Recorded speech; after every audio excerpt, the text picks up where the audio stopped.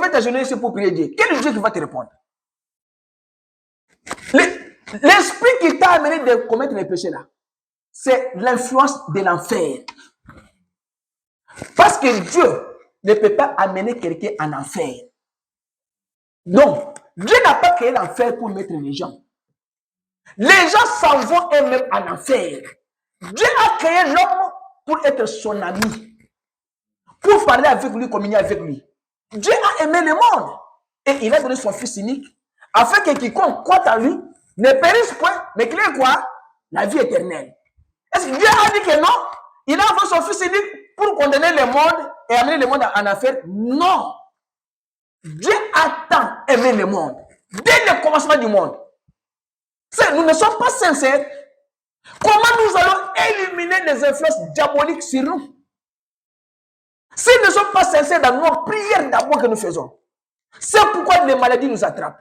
C'est pourquoi nos enfants tombent malades du jour au jour. C'est pourquoi nos business ne marchent pas. C'est pourquoi nos véhicules tombent. C'est pourquoi nos maisons brûlent. C'est pourquoi nos affaires s'écroulent. Parce que nous ne sommes pas sincères dans nos prières. Commence d'abord à demander pardon à ton voisin. Commence à demander pardon à ton père. Papa, maman, moi je suis plus vierge.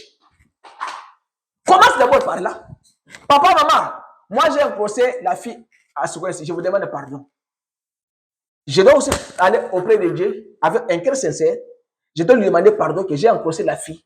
Mais je vous promets que je le prendrai en mariage pour que cette fille ne soit pas abusée pour toujours. Et je dois prier Dieu pour dire à Dieu, Seigneur, pardonne-moi, parce que j'ai commis cet acte. C'était le monde, c'était l'influence du monde qui m'a frappé. Mais je te demande pardon que je ne répéterai plus cela de toute ma vie. Et je prendrai cette femme-là, je la mettrai à la maison comme ma femme légitime et j'aurai des enfants et un foyer. Aide-moi, Seigneur Jésus. La prière avec sincérité. Et les gens ne le font pas. Ils continuent à aller à l'église. Prétendez être chrétien. Là, moi, mais il est chrétien là-bas. Il chante. Des fois, on les met devant là-bas. Quelqu'un qui a même un enfant, il a une femme, il n'a jamais dit à sa femme qu'il a un enfant qu'il a mis au monde avec une autre femme. Ça, et vous priez à l'église. Dieu aussi va écouter aussi votre prière. Non. Dieu ne doit pas écouter des prières comme ça. William Branham dit que ici, c'était la prière sincère. Eh bien, c'est comme ça, il avait vu faillir ce qu'il regardait. Ici, sur terre, c'est roi que Dieu avait béni, c'est quand un puissant roi, le plus puissant du pays, avait pourtant failli. Alors, il ne savait que faire. Il ne savait que faire. Et il s'est mis à prier. Ce que nous avons besoin, c'est la prière. Pour conclure. Il y a beaucoup ici, ce que j'ai déjà parlé, c'est déjà bien. Ce que nous avons besoin, c'est quoi? Pour éliminer les influences démoniaques chez nous. Il dit que ce dont nous avons besoin dans cette nation, dans cette église, dans ces foyers, dans ta vie, et nous n'aurons jamais, mais ce dont nous avons besoin, c'est d'un temps de nettoyage de la maison, pas un nettoyage politique de la maison, mais des réveils envoyés du Saint-Esprit qui balayera de fond en comble. Nous avons besoin de réveiller nos âmes. Nous avons besoin de réveiller nos cœurs avec la prière. Nous avons besoin de réveiller notre conscience que nous sommes les enfants de Dieu. Nous ne pouvons pas vivre comme le monde. Réveillons notre conscience. Réveillons-nous. Prions. Les temps sont mauvais. Ne suivons pas les télégrammes. Ne suivons pas les Instagram. Ne suivons pas les TikTok. Ne suivons pas les Facebook. Ne suivons pas les YouTube. Il n'y a rien d'esprit de Dieu à l'intérieur. Il n'y a que des plaisanteries. de mauvais goût, des femmes qui marchent en culotte, en collant, des hommes qui filment, des femmes qui se maquillent et autre chose. Réveillons notre conscience dans la prière. Il dit, c'est un réveil envoyé du Saint-Esprit. C'est ce que nous avons besoin aujourd'hui. C'est ce dont nos églises ont besoin. Quand on veut prier pour la prière du Saint-Esprit, les gens entrent dans la prière du Saint-Esprit en riant. Quelqu'un qui parle même au baptême, azo seka, c'est une honte. Tu dois pleurer. Tu dois pleurer. Quelqu'un qui n'a pas le Saint-Esprit, qui est à l'aise, tu dois pleurer pour cela. Pourquoi on a mon sainteté? J'ai un frère de mon ami. Il avait un esprit de femme d'aimer. Frère, il a décidé que nazo fan na moi je prie Dieu toute la journée. Si Dieu n'enlève pas la femme d'esprit là, demain je serai encore ici. S'il n'enlève pas, je serai là. S'il n'enlève pas ça, je serai là. Maman peut s'en foutre, on a tout ce qu'on va me dire dans cette passage chez nous, je dois refuser. Le frère était déterminé. Le frère a fandi nassé. Non, cher. Le frère commence à prier. Ça m'est venu. Mon fils, pourquoi tu es comme ça? Moi, c'est seulement si Dieu me débarrasse de cette femme d'esprit. Parce qu'on lui avait dit que tu as un esprit de femme d'esprit. Et le frère a prié sincèrement vers le soir. Le frère, en priant, il a vu une femme sortir de lui. Et la femme est partie. Maintenant, le frère était un homme colérique. Quand la femme est sortie, le frère est devenu souriant. Le frère est devenu persévérant. Le frère s'est senti maintenant que non, quelque chose s'est dégagé de moi. Parce qu'il était sincère. Il n'a pas aimé l'esprit là. Il a dit que ça ne vient pas de Dieu. Est-ce que nous faisons ça? Est-ce que nous-mêmes nous savons les esprits que nous avons? Mais nous les aimons. C'est pourquoi nous leur donnons la force de continuer à nous combattre. Et quand les esprits nous combattent, ils combattent nos foyers, ils combattent nos business, ils combattent nos travail, ils combattent nos enfants. Quand les esprits nous dominent, les esprits dominent aussi les enfants. Regardez des familles qui sont... Il y a une famille chez nous là-bas. Une famille, tout le monde est Maman Bikoudi. Je vous dis vrai. C'était nos amis à nous. Quand on a bango Maman Bikoudi. Papa n'a pas Maman Bikoudi. Yaya Bikoudi. Ils aiment cet esprit-là dans les familles. Ça les a déjà influencés. William Branham dit que nous avons besoin d'un réveil, de conscience, d'esprit, d'un balayage. En commençant là-bas du fond en comble. Na katia mitema. Cause est sincère que nous devons nous débarrasser des influences diaboliques. C'est dont notre peuple a besoin. C'est dont nous avons besoin en tant qu'individu, que notre influence. Quand nous réfléchissons pour dire, je suis pentecôtiste, je parle en langue, j'écris, je danse par l'esprit, peut-être que vous avez fait. Mais laissez-moi vous dire quelque chose, frère. Ce n'est pas une garantie pour vous. Pas du tout. Quand vous parlez en langue, quand vous allez à l'église, ceci, cela, ce n'est pas une garantie. Je termine par là. Aujourd'hui, j'entends beaucoup parler de Dieu qui est un Dieu bon. Il est. Je ne conteste pas qu'il est Dieu bon. Il est un Dieu bon, mais il est aussi un Dieu de colère.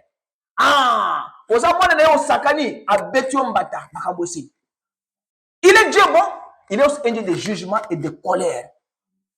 Il te dit, mon fils, ne marche pas sur ces chantiers. Toi, tu marches. Mon fils, ne marche pas avec ces gens, ils vont te tuer. Tu vas manger avec ces gens-là. Dieu, il est bon, Il est aussi Dieu de colère. Sa sainteté exige la justice. Il nous dit, tirons notre influence à Christ. Il est sincère dans ce qu'il dit.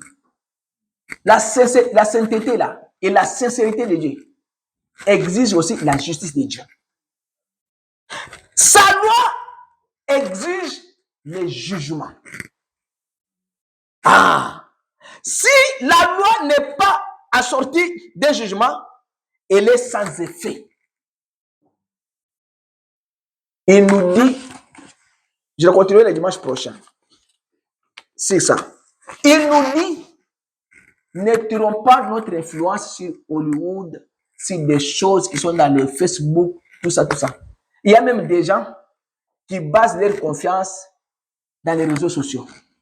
Et tout ce qu'on dit sur les réseaux sociaux, pour lui, c'est normal. Non. Vous tirez une mauvaise influence. Mais nous tirons notre influence dans la parole du Seigneur. Que la parole de Dieu nous influence tous. Soyons des épîtres vivantes. Lui, la parole de Dieu faite chair. Quand on veut voir Christ, on voit Christ à travers vous. Quelle influence que vous avez? Des amis à l'école, ils vous disent, sortons aujourd'hui dans le bar. Allez à Dallas, vendredi, samedi, dimanche. Voilà combien. Moi, je me demande à Dallas ici. Il y a des appartements. Un seul appartement, c'est $2500. Mais vous trouvez qu'une fille de 18 ans, 19 ans, elle loue cet appartement-là au centre-ville de Dallas. J'ai posé la question à cette fille-là. Et si on paye combien? It's expensive. Elle ne peut pas te dire. J'ai posé la question à un ami. Il m'a dit, tu vois les appartements là? Mon ami à moi, son père a beaucoup d'argent au Congo. Et il est venu comme étudiant. Et il louait là-bas 2500 par mois. Mais son père lui a dit que non, cet argent-là, vraiment, c'est beaucoup. Tu vas quitter là-bas, tu vas chercher notre appartement dans la cité où il y a moins cher. Mais tu trouves une fille de 19 ans, loue cet appartement. Ce sont des appartements de luxe à Dallas là-bas. Maintenant, sortons la nuit, voyons les choses qui se font dans ce monde, pour voir que le monde est pourri. Le monde, quand William Branham a prononcé le jugement sur l'Amérique, ce n'est pas William Branham. L'œil prophétique du prophète avait déjà vu qu'après son départ, l'Amérique sera plus pire qu'auparavant. Et allez voir des choses là-bas. Alors nous allons tirer notre influence sur ces gens-là. Non. Nous allons tirer notre influence dans la Bible. Nous allons tirer notre influence en Christ Jésus. Parce que, ici, je vais vous dire quelque chose ici pour terminer. Là où il a vraiment dit que nous ne pouvons pas aller à Hollywood. Nous devons amener Hollywood à nous. Nous ne pouvons pas aller dans des hôtels avec les femmes. Nous devons aller dire à ces femmes-là de sortir des hôtels et de venir à l'église. Nous devons leur prêcher l'évangile, de laisser les massous-là de venir à Christ. Attendez, je vous lis ça. Il dit que voilà le problème avec l'église aujourd'hui. Vous essayez de vous comparer à Hollywood. Vous cherchez à vous y prendre comme Hollywood. Vous voulez vous comporter comme ces filles-là. Comme cette fille-là loue l'appartement là à 2500 euros. Vous savez ce que la fille fait? Elle est dans la chambre avec le téléphone. Elle a déjà proclamé 18 personnes chaque jour. 15 personnes. Toi, tu viens à 15h. Tu vas sortir à 16h30. Parce qu'à 17h, j'ai notre rendez-vous. Celle-ci vient, il laisse $400. L'autre vient, il laisse 300. L'autre vient, il laisse 200. Par jour, elle se retrouve avec combien? $4000. Elle va payer la maison là-bas à 2500. Elle fait ça chaque jour. Elle fait ça. Mais ce sont des gens comme ça que vous copiez. Ce sont des garçons comme ça. Moi, je transporte les garçons. Je suis avec un garçon dans ma voiture pour la déposer quelque part. Mais elle va aller. La plupart des gens qui se déposent vont toujours à l'hôtel. Je vous pose la question. Vous venez d'où et vous allez d'où? À 2h du matin. Une fille de 19 ans qui sort à minuit pour aller à Dallas dans des hôtels. Elle n'a pas de parents. William Branham dit que vous cherchez à vous y prendre comme Hollywood. Souvenez-vous, Hollywood brille avec éclat. L'évangile, lui, avec les rayons. Tout ce qui brille n'est pas de Dieu. Mais tout ce qui lui, qui rayonne, vient de Dieu. Vous ne pouvez pas aller sur le terrain, sur leur terrain. N'allez pas attirer l'influence sur le terrain du diable. Non, non, non, non, non, non, non. N'allez pas sur le terrain. Il dit, vous devez les amener sur notre terrain. Ah! Vous allez sortir avec ces femmes-là. Non. Toi, va dire à ces femmes-là, laissez la mauvaise vie. Christ vient bientôt. Dans cette vie que tu es en train de mener ici, s'il vient, tu vas partir. Et tu vas partir en enfer. C'est toi qui va t'amener en enfer. Oui, madame dit que vous devez les amener sur notre terrain. C'est là que nous devons les amener. Vous devez les amener ici, à l'église. Pas que nous allions là-bas. Non. Nous ne pouvons jamais nous comparer à eux. Nous n'avons pas à le faire. Et brille et étincelle. L'évangile rayonne avec douceur et humilité. Voilà la différence entre une luisance, un rayon et un éclat. Un enfant de Dieu rayonne. Il rayonne Jésus. Les enfants du diable éclatent des lumières comme l'âge de la lumière. Ésaïe 14. Nous amenons ces gens-là à l'influence du Christ. Allons dans la prière. Amenons l'influence de Jésus sur nos familles, sur nos enfants, dans nos affaires. Et soyons des meilleurs chrétiens. Ne soyons pas des hypocrites. Nous venons à l'église pour sortir aller critiquer. Au pasteur, on a payé bien, mais quand tu fais cela, dis-lui seulement que le pasteur, on est à soloté. Si tu es un vrai chrétien, parce que la Bible dit qu'un hypocrite ne peut pas aller au ciel. Quand tu laisses les pasteurs vous prêcher de mauvaises choses, c'est qu'ils sèment une mauvaise semence en vous, c'est toi qui seras responsable. Parce que les gens aiment des coups au béba. Dis-toi, pasteur, c'est que tu prêches là. Je ne suis pas convaincu avec ça. Alors, prochainement, pasteur, ce que tu as dit ici, ça n'existe pas dans la Bible. Alors, ça va aider le pasteur. Amenons les gens là à nous. L'influence. Ce matin, chacun de nous doit savoir qui influence son âme. Qui influence sa pensée. Qui influence son esprit. Et comment vous débarrasser avec cette influence démoniaque. Vous allez vous débarrasser pour l'influence démoniaque quand vous avez une religion de généalogie. Vous vous agenouillez chaque jour et vous êtes sincère. Vous répandez votre cœur comme Ézéchiel, comme Esaïe avait fait dans le temple. Et vous priez Dieu. Vous demandez Dieu, je veux que ton influence soit sur moi. Je veux que l'influence du diable qui m'amène au monde, qui m'amène à faire de mauvaises choses, à haïr les gens, à parler de mal des gens, à faire ceci, à faire cela. Je ne veux pas de cette influence. Je veux l'influence qui vient de toi. Je suis sincère. J'ai péché. J'ai mal fait. J'ai cassé même la prière de ma vie. Je vais retourner la prière là, dans ma maison. Comme Esaïe a fait. Esaïe a dit que regarde-moi. C'est là que la vision est venue. C'est là maintenant que Dieu va vous ouvrir maintenant les portes de vision. C'est là que Dieu va vous ouvrir les portes de bénédiction. C'est là que Dieu va vous ouvrir les portes de guérison. C'est là que Dieu va vous ouvrir les portes de délivrance. Parce que vous êtes venu maintenant sincèrement avec ton cœur pour apporter l'influence à vous. Que le Seigneur vous bénisse. Acclamons le Seigneur Jésus-Christ. Et c'était vraiment merveilleux. Mais que Dieu soit loué pour cela. Et nous allons peut-être continuer à la prochaine. Et que Dieu vous bénisse richement. Et mettons-nous debout, nous allons chanter, nous allons prier le Seigneur.